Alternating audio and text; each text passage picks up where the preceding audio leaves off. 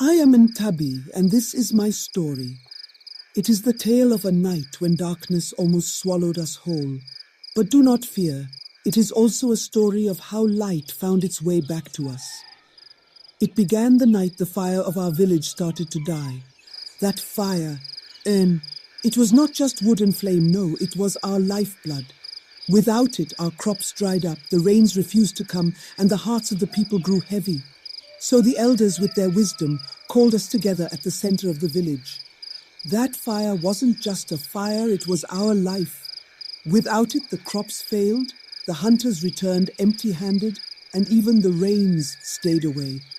The elders said that the gods were angry, that they wanted a sacrifice. Of course, they always wanted a sacrifice.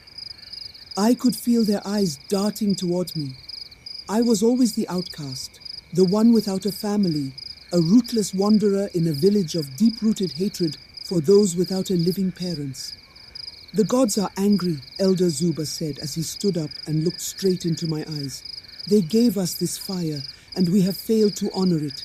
Now the fire is leaving us. We must give something in return.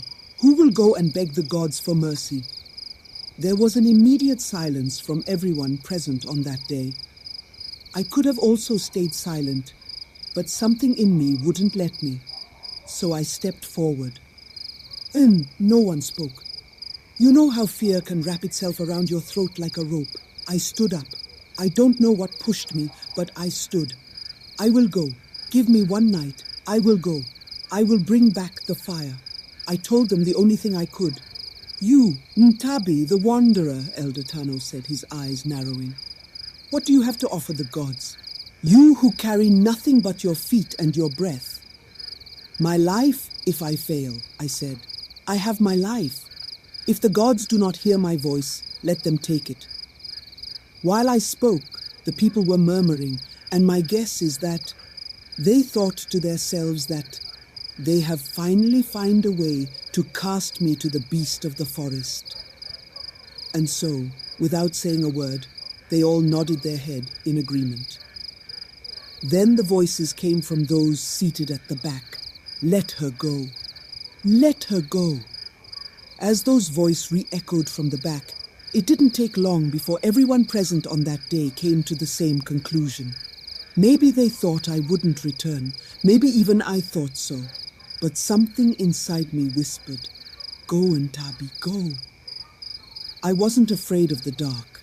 I'd spent my life walking paths no one else dared to tread. But that night, the silence felt heavier, like the forest itself was holding its breath. The night was alive, Ain.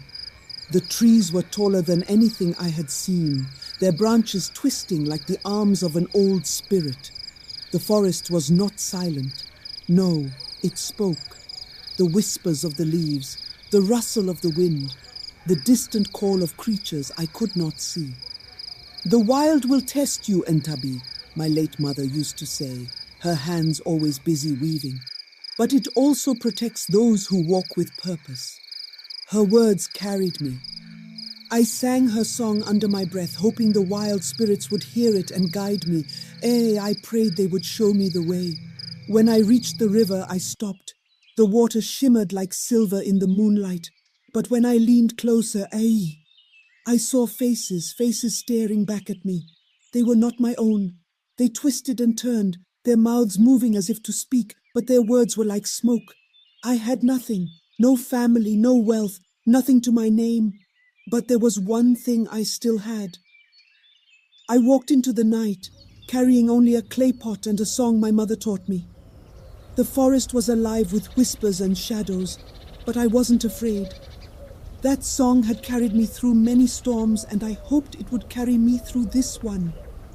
I told you, Ntabi, my mother had said once, when you are afraid, sing. Your voice, I sang. The faces vanished like mist in the morning sun. The river cleared and I crossed it with steady feet. When I stepped into the cavern, I saw him, the great fire spirit. He rose from the flames, tall as the sky, his body made of fire that moved and breathed like a living thing. His eyes were like burning suns, and his voice shook the ground. I have come to beg for your flame, I said. my knees trembling. Our village fire is dying. Without it, we cannot live. Why have you come to me, child? The spirit asked. His voice was like thunder after the rains. You humans take, but you do not give. What will you offer me? I have nothing but my voice and my will, I told him. If those are not enough, then take my life. Sing then, the spirit said, his fiery eyes watching me closely. If your voice can tame my rage, I will grant your request. But if it fails, you will burn. O flame that lights the dark, O warmth that fills the heart, return to us. Bring life where shadows start, ancient spark. You have earned the flame, the spirit told me. But remember, child, fire is not only life, it is destruction. Honor it, or it will destroy you, said the fire spirit as he passes the old little pot of fire down to my hands. Now go, child. So I left for the village square. Carrying the flame back was no small task. The ember, small as it was, burned with the heat of 100 suns. Each step felt heavier than the last. The journey ahead stretched endlessly, the path littered with stones and shadows. I stumbled, but I did not fall. The spirit's words echoed in my ears, steadying me like a firm hand on my back. Honor the flame, or it will destroy you. The fire spirit's voice was my guide. Each step forward became a prayer. One for my people, one for my land, and one for my ancestors. I couldn't let this fire die, not after everything. But the wild spirits, they do not let go so easily. Their whispers followed me, their shadows moving in the corners of my vision. You will fail, Ntabi. The fire will consume you before you return. I will not fail, I said to myself. This fire is not just for me, it is for my people, for the land that cries out for light. The land grew steeper, the rocks sharper beneath my feet. My arms burned from the weight of the pot, but I held it close, as if it were a child. This fire, it was life itself. And then I heard it, the sound of water.